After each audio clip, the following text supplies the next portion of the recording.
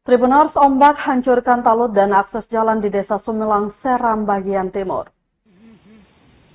Ombak menghantam talut penahan di Desa Sumilang, Kecamatan Keskui, Watubela, Kabupaten Seram bagian timur SBT pada Senin 3 Februari 2025 hingga hancur.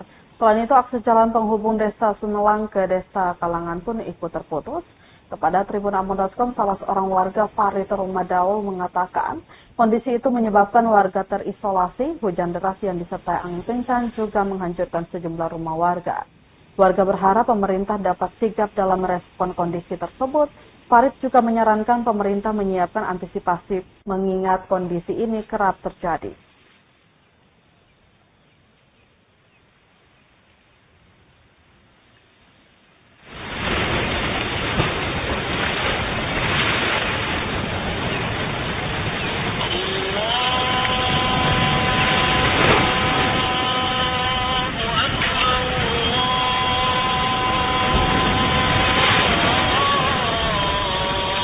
Download Tribun X sekarang, menghadirkan lokal menjadi Indonesia.